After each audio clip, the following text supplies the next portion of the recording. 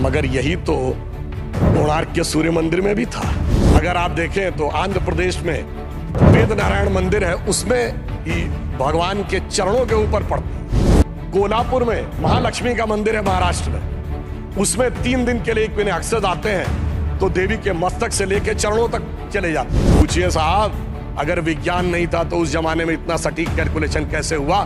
मुझे लगता है दुनिया में कोई धर्म संस्कृति ऐसी नहीं होगी जो इस प्रकार का करने की क्षमता रखती हो।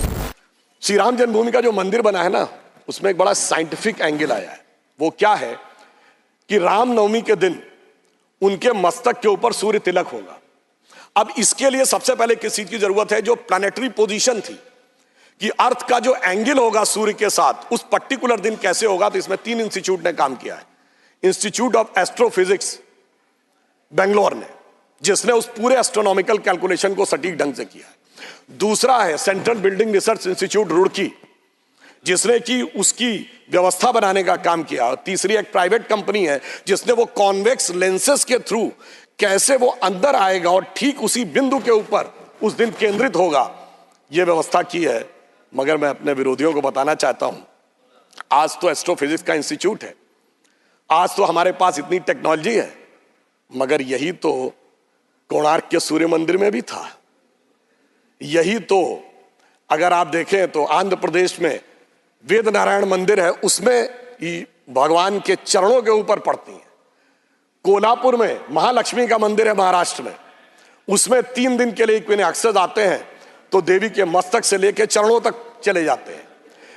कर्नाटक के श्रृंगेरी में जो मंदिर है उसमें 12 महीनों में अलग अलग सूर्य की गति पड़ती है। पूछिए साहब, अगर विज्ञान नहीं था तो उस जमाने में इतना सटीक कैलकुलेशन कैसे हुआ जो आज इतने बड़े बड़े सैटेलाइट्स के बाद होने की बात आई है? इसलिए मैं कह सकता हूं कि इसके लिए हमें इस विचार पे धर्म और संस्कृति के साथ इस विज्ञान पर भी गर्व करना चाहिए।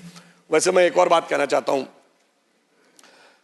इसमें विज्ञान का एक और गहरा, आप सबको ध्यान हो कि उसमें 84 सेकंड का मुहूर्त था, पर वो शुरू कहां से होता है?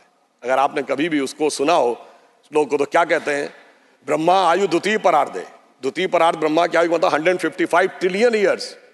वैसे बिग बैंग थ्योरी कहती है कि 14 बिलियन ईयर पहले दुनिया बनी। तो मैं बता देना चाहता हूं कि जेम्स वेब टेलीस्कोप ने जो नई फाइंडिंग की है उसमें बहुत सी गैलेक्सीज ऐसी आई हैं जो 14 बिलियन से आगे की आ रही हैं। तो now that theory has become debatable. फिर वहां से आते हैं श्वेत वाराह कल्प यानी 1.97 बिलियन ईयर्स, फिर आते हैं वैवस्वत मनवंतरे, फिर आते हैं कलयुग यानी 5125 ईयर्स, फिर आते हैं विक्रम संवत में 2081 साल, फिर आते हैं वर्ष के भाग में, उत्तरायण सूर्य में, फिर आते हैं महीने में, और उसके बाद वार नक्षत्र होते हुए 84 सेकंड तक। मैं कहना चाहता हूं ये भारत की सनातन यात्रा है जो 155 ट्रिलियन ईयर से लेकर सटीक कैलकुलेशन 84 सेकंड तक का करती है। मुझे लगता है दुनिया में कोई धर्म संस्कृति ऐसी नहीं होगी जो इस प्रकार का करने की क्षमता रखती हो, वो सिर्फ हमारे यहाँ। मगर उसके बाद भी माननीय सभापति महोदय, मैं कहना चाहूंगा कुछ लोगों को, और इस बारे में दुनिया के सबसे बड़े कॉस्मोलॉजिस्ट कार्ल सैगन, जिसने first man made object Voyager जो सोलर सिस्टम के बाहर गया है उसका जो मैसेज है कंपोज किया है, उसने लिखा है, उसका वीडियो कोई जाके चेक कर सकता है।